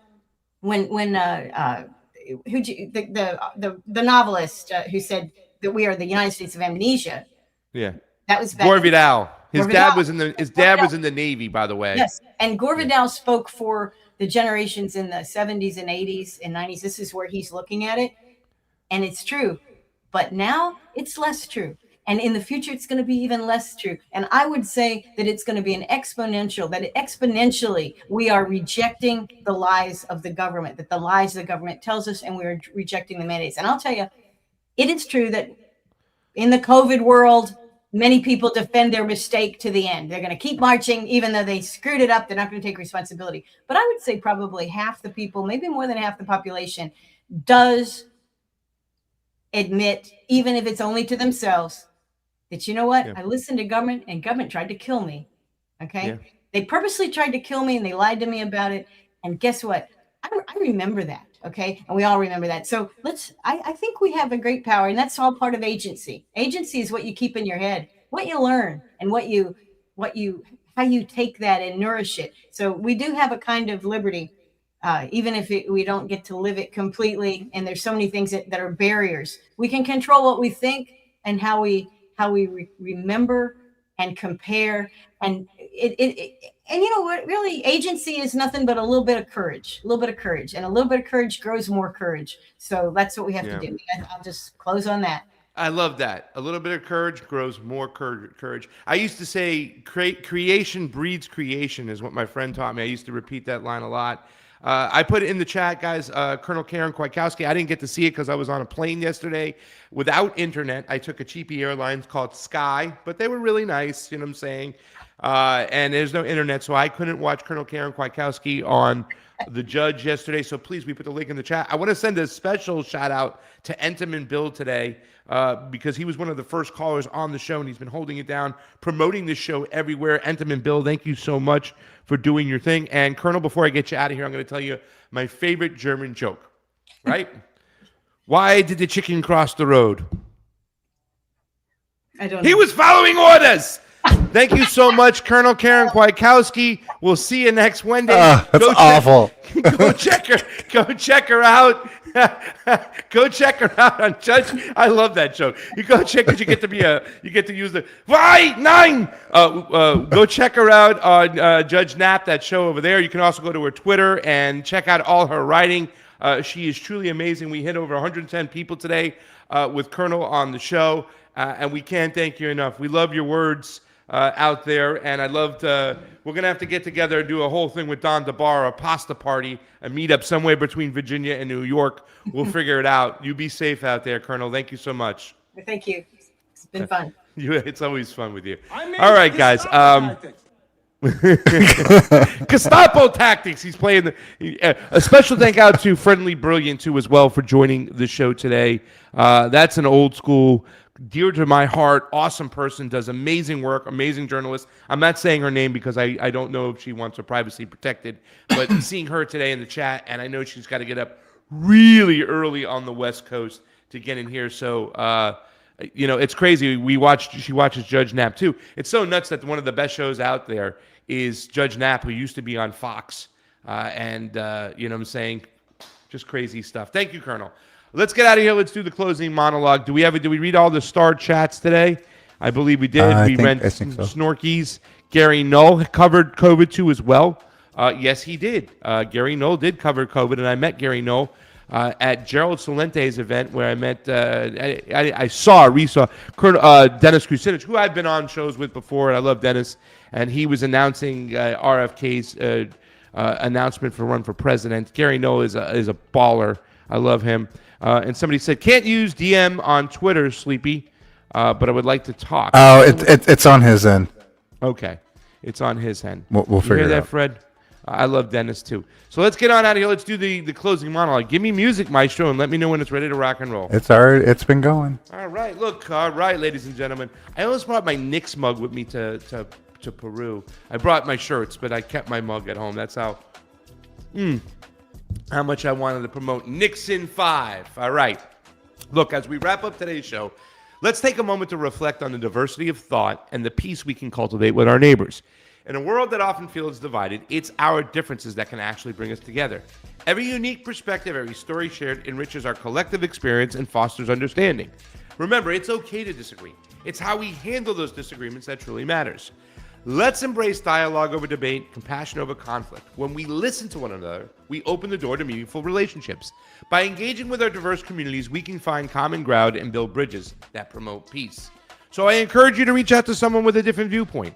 Share a meal, have a conversation, or simply listen. Let's create a ripple effect of kindness and understanding in our neighborhoods and beyond. Hey, thank you for tuning in today. Remember, together we can celebrate our diversity and pave the way for a brighter, more peaceful future. So until next time, keep the dialogue flowing and the peace growing. For Craig Pasta Jardula, Colonel Karen Kwiatkowski, all our beautiful producers like Fred Edward, Gabrielle Freedom. You do so much great work, Gabrielle. I love you. Thank you so much for being a part of this show. Entenmann Bill, who's been kind of like carrying a lot of weight and also promoting our show everywhere. I can't thank you enough. And all the awesome people in the chat today. You guys were amazing. I saw you there, Dave. I did. I love you. Snorky, I appreciate the super chat. Every bit helps. So there's other ways to help out. The independent media are listed there. We're out of here. Until tomorrow, we'll see you next time. I love you all. And peace.